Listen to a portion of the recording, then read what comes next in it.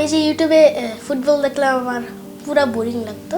এরপরে ক্রিকেট দেখতাম, বোরিং লাগে। আমার স্কুলটা আরও বোরিং লাগে ফুটবলের চেয়ে। এখন আমি এই জন্য দাবা খেলাটাই আমার কাছে অনেক ভালোবাসি এবং স্কুলে আমি এমনিও যেতে চাই না। আমি একটা ওয়ার্ল্ড চ্যাম্পিয়ন হতে চাই এবং ওয়ার্ল্ড নাম্বার 1 এবং গ্র্যান্ড মাস্টার। ক্রিকেট ফুটবল তাকে একদমই টানে না, ভালো লাগা বা ভালোবাসাটা দাবাকে ঘিরেই। কথাগুলো 5 বারের বিশ্ব চ্যাম্পিয়ন ম্যাগনাস কার্লসেনকে হারানো বাংলাদেশের 9 বছর বয়সী দাবাড়ু রায়ান রশিদ মুগ্ধর জন্য। তৃতীয় শ্রেণী পড়ুয়া এই ক্ষুদে খেলোয়াড়ের সঙ্গে দাবার সম্পর্কটা এই তো সেদিনের করোনাকালীন সময়ের। তখন লকডাউনে ঘরে বসে অনলাইনে দাবা খেলে সময় কাটাতেন তার বাবা। তাকে দেখে দেখেই দাবার প্রতি আগ্রহী হয়ে ওঠে মুগ্ধ। তখন কোভিড সময়কাল চলে, তো ওর বাবা আসলে ঘর থেকে খুব একটা কেউই বের হইতো না তখন। তো বসে বসে দাবা খেলতো, আসলে কিছু করার ছিল না, ওই বসে বসে দেখতো, বাবা খেলতো বসে বসে দেখতো। তো ওইখান থেকে ও ইন্টারেস্টেড। আমি যে ইউটিউবে ফুটবল দেখলাম আমার পুরো বোরিং লাগতো। এরপরে ক্রিকেট দেখতাম, বোরিং লাগে, কিন্তু দাবা খেলাটা যেন আমার কাছে একটু ভালো লাগতেছিল এবং আমি বাবাকে বললাম যে দাবা খেলতে চাই। বলে যে এখনই পারবা না। সো আমি একটু দেখতে দেখতে শিখে গিয়েছিলাম দাবা খেলাটা। সো বাবা একটু যখন বাইরে গিয়েছিল তখন আমি দাবা খেলা কম্পিউটারে বসে স্টার্ট করে দিই। এরপর বাবা এসে যখন দেখলো যে আমি একটা গেম জিতে গিয়েছি। এরপরে এমনি একটা দাবা বোর্ড কিনে দিল। ওইখান থেকে আমার দাবাটা ভালোবাসা শুরু হলো। মুগ্ধর জীবনে এরপর থেকেই দাবা যেন হয়ে ওঠে সবকিছু। তাই তো খুব অল্প সময়ের মধ্যেই রপ্ত করে নেয় দাবার পিচ ও এই খেলার বিভিন্ন কৌশল। পরবর্তীতে কিছু টুর্নামেন্টে অংশ নিয়ে সবচেয়ে কম বয়সে ফিদে রেটিং অর্জন করে বিশ্ব রেকর্ড গড়ে মুগ্ধ। ওর বয়স যখন 5, মোটামুটি খেলতে পারে, মানে অ্যাটলিস্ট নিউ প্লেয়ারদের হারাইতে পারে, একটা আছে, ওর আন্ডারস্ট্যান্ডিং আছে বোর্ডে। তো চিন্তা করলাম দেখি আশেপাশে কোথাও কিছু আছে কিনা। ওর বাবাই প্রথম ফার্স্ট উত্তরার দিকে একটা ক্লাবে নিয়ে গেল বা এরকম, ওইখানে খেললো। পরপর 2টা টুর্নামেন্ট পার্টিসিপেট করার পর ওর স্ট্যান্ডার্ড রেটিংটা চলে আসছে, মানে ইন্টারন্যাশনাল রেটিং যেটাকে বলে দাবার ফিদে রেটিং।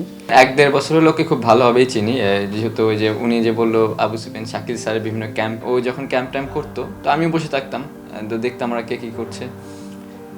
তো ওকে একটু ডিফারেন্ট লেগেছে আর কি সবার চেয়ে, কারণ হচ্ছে ওর ক্যালকুলেশন লেভেল। আর স্যার যখন ওই বেশিরভাগ ক্যাম্প করতো সবগুলো ওর চেয়ে হায়ার রেটেড খেলোয়াড় ছিল, মানে ওর চেয়ে স্ট্রং প্লেয়ারই বেশি ছিল।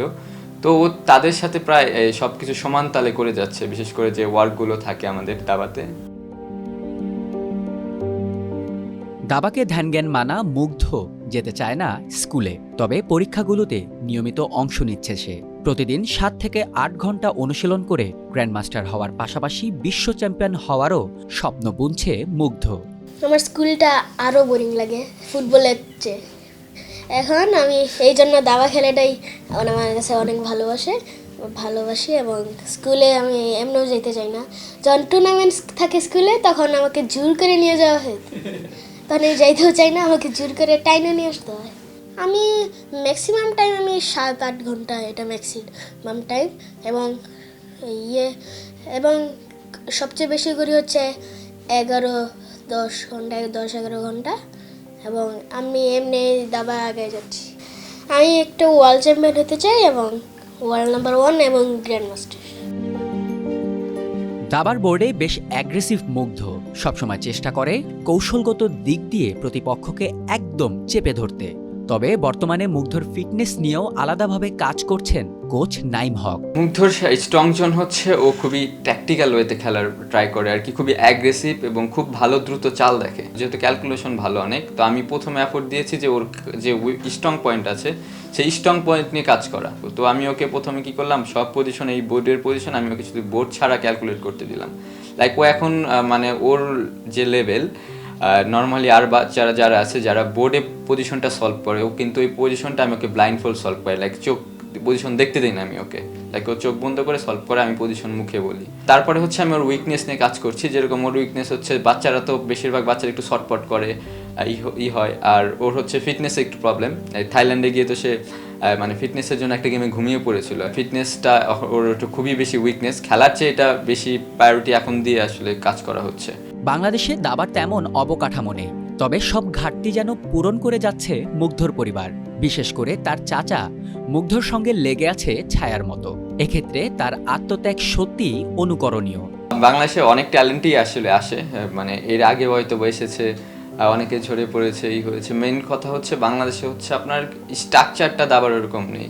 ওর ফ্যামিলি যে সাপোর্ট দেয়, লাইক ও হচ্ছে অনেক লাকি আমি বলতে পারি। এরকম ফ্যামিলি, ওর চাচা কিন্তু ভালো কোয়ালিফিকেশন আছে, এরপরে কোনো জব করে না, লাইক ওকে সাপোর্ট দেওয়ার জন্য। ইভেন যে কোয়ালিফিকেশন আছে বাংলাদেশের ইয়েতে খুব ভালো জব সে করতে পারবে চাইলে। ফ্যামিলির বাইরে যখন আপনি আসবেন, ফেডারেশনে হয়তো আপনি অনেক স্ট্রং প্লেয়ার আসতেন, ফ্যামিলি থেকে তো সাপোর্ট পাওয়া যায় না অন্যর ক্ষেত্রে। আবার ফ্যামিলি থেকে যারা পায় কি করতে হবে সেটা বুঝতে পারে না।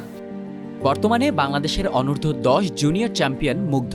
এছাড়া 2024-এর ডিসেম্বরে ব্যাংককে অনুষ্ঠিত এশিয়ান স্কুল দাবা চ্যাম্পিয়নশিপেও প্রতিনিধিত্ব করেছে দেশকে। সদ্যই বুলেট ফরম্যাটে নরওয়ের গ্র্যান্ডমাস্টার ম্যাগনাস কার্লসেনকে হারায় 9 বছরের এই দাবাড়ু। ভবিষ্যতে মুগ্ধর কাছ থেকে আরও মুগ্ধতা পাওয়ার আশা দাবাপ্রেমীদের।